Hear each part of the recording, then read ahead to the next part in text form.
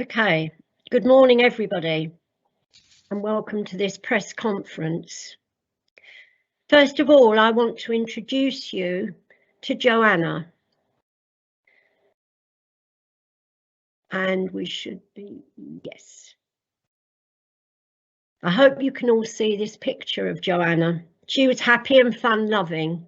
She loved music, loved Michael Jackson, discos, karaoke, going to see musicals and pottery.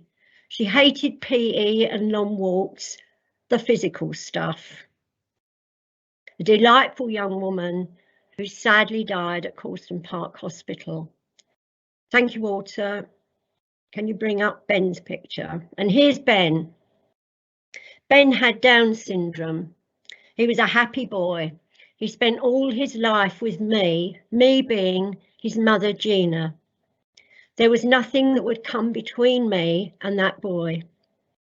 I'd do without myself for him to have quality of life. Thank you, Walter.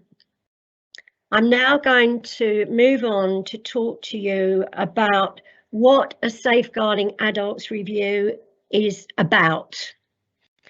It's a critical duty and responsibility of a Safeguarding Adults Board to commission a review should somebody who is either in receipt of care and support or were they to be assessed, would be assessed as needing care and support, and they suffer death or life-threatening, life-changing injuries. And where there is a suspicion of neglect or abuse and harm, the whole remit for Safeguarding Adults Boards across the country is that they take a strategic position with regard to ensuring that people who are vulnerable are not subjected to harm and abuse. Under this critical duty, the Norfolk Safeguarding Adults Board has an established group which we fondly call SARG, the SAR group.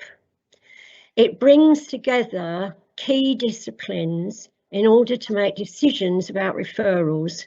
Those disciplines include primary and secondary health care, adult social care.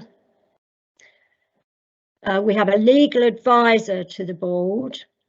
It includes key people who head up parts of the work of either of the agencies. For example, that will be responsible for care homes for the elderly, and they come by invitation. It includes the police, and it includes from time to time our safeguarding colleagues in the CCGs, the clinical commissioning groups for the NHS. We receive referrals that will have already been received through the layered process of safeguarding within the local authority. The local authority's duty is to ensure that there is collaboration between all the main organisations to protect people from harm. We received the initial referral for Joanna in March 2019. Joanna's circumstances were somewhat unclear from a safeguarding point of view. She had very complex healthcare needs, and the decision at her inquest was that she died from natural causes. A month later, we received a referral for John. John's referral set up some very disturbing factors. The events surrounding his death indicated that there were real concerns about the facilities being provided at Causton Park. We naturally did a bit of more information gathering and were disturbed to find that the concerns around Causton Park were not new. They'd been around from 2013. and that in fact Coulston Park had been placed under special measures in November 2019. We moved swiftly to agree that a safeguarding adults review was required, and immediately started to gather in chronological information from all those organisations involved in either Joanna or John's care. We also sought to commission an independent review report writer, and we sought to commission Margaret Flynn because of her wide-ranging and extensive experience of this type of facility and the services provided to very complex people who have learning disabilities and/or autism. We were, of course, into May 2019 by this time.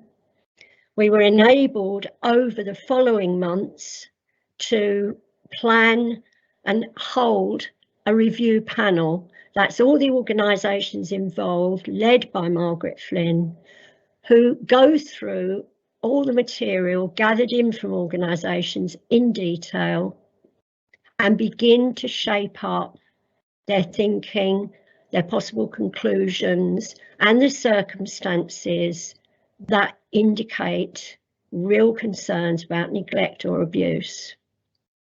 There was enabled one first panel that was face-to-face. We will have details, you will find details of other panel meetings in the full report. I'd like to just share with you a short paragraph which emanates from taking this report to our board. Our board is some 23 people representing all sorts of organisations in the community that have both an interest and a responsibility for safeguarding. I have to say to you that it was received with shock and real dismay. The Norfolk Safeguarding Adult Board members reviewed the report and these tragic deaths with genuine, heartfelt sympathy for the families who have lost loved ones. That's not enough. Unless there is real change, this is not the first tragedy of its kind, and it won't be the last unless real change is secured. There will always be occasions when some people with learning disabilities and/or autism, particularly where they have additional health needs, will need highly specialised support. This calls for a determined and robust commitment from all health, social care, housing and other agencies at both a national and local level to develop bespoke services matched to the needs of the individual and their wishes and preferences. Services that ensure safety, respect, care for their physical and mental health well-being, stimulating activities and plans for a meaningful life in the future.